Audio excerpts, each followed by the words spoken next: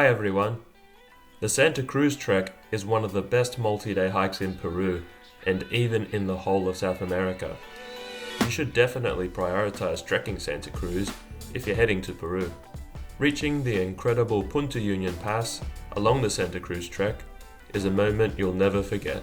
Certainly, if you decide to trek Santa Cruz in Huaraz, you'll be taking on one of the world's most highly rated multi-day treks. Of course, like many multi-day hikes in Peru, there are many different itinerary options.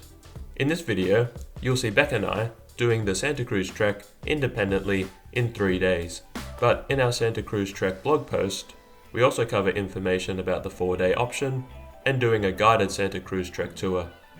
By reading our blog post, you'll find out everything you need to know about the Santa Cruz Trek in Peru.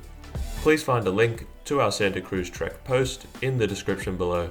Thanks for watching, and don't forget to subscribe to our channel and hit that notification bell to keep up to date with all of our latest hiking adventures. Cheers!